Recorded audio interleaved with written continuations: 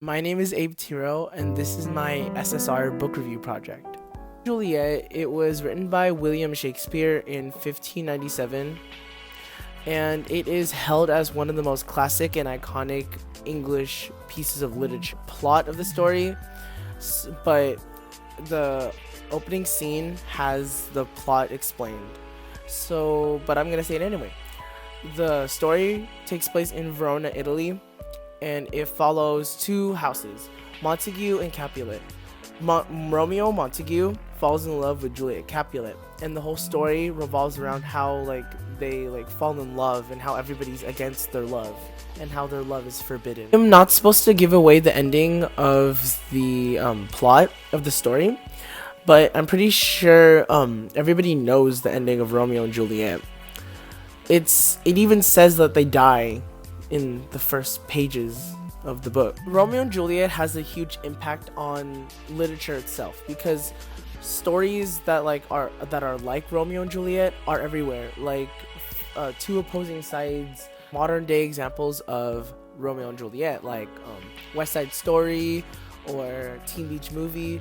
They all have two fighting sides, but one of each side comes together. They fall in love when they're not supposed to. Comes in this theme of forbidden love is what is the theme of Romeo and Juliet itself. Romeo and Juliet, the whole story is revolved around their forbidden love and how it's not allowed. I'm gonna talk about the protagonist and the antagonist. Let's go over dynamic and static. Round or flat basically means does your character show any emotion? Do we know why they are like this? Why they show this emotion? Why do they love so and so?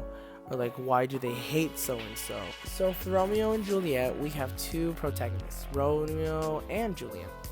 In my opinion, both Romeo and Juliet are static and flat. Why I say that they're static and flat is because throughout the whole story, they just want to love each other. They just want to get married, and they just fall in love and all that stuff. And we don't know why they're like this. They just fall in love, and they don't go through any change. And this whole book takes place in 1 week, a span of 1 week. Romeo is such a skis, oh my god, he wants Juliet and only Juliet. And do you guys remember who Rosalind was? Rosalind was the girl before Juliet. Before the opening scene, when Romeo comes back from the forest holding a flower, he talks about oh, I love Rosalind so much. And then when he asks Friar Lawrence for his blessing for the marriage, he says, "What's a Rosalind? Who's Rosalind?"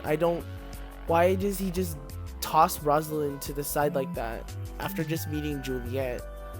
That doesn't make any sense, and I was just wondering. Now let's talk about antagonists.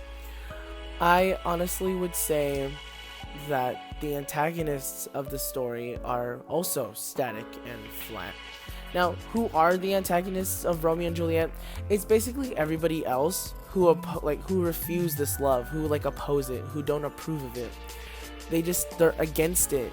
They just don't want it because they're so closed-minded to the point where they don't even want to they don't realize they don't want their own kids to be happy. They don't want Romeo and Juliet to just be in love. They're against it. And they stay the same through the whole Okay, at all of you ACHS students, I'm supposed to recommend this book to you. In my opinion, I feel all of you students should read this classic piece of literature. The reason why I say this is because despite this bad storytelling, in my opinion, I really like how William Shakespeare just made this iconic piece of art, and it's everywhere now, and I just really appreciate that. But the only downside to the story is it's kind of hard to understand. William Shakespeare back then wrote the story in a language we kind of don't understand. And I read the original script, so it was really hard to understand, but you can read, there are English translations online. So yeah. So yes, I do recommend this book if you want a challenge, if you want a good engaging story.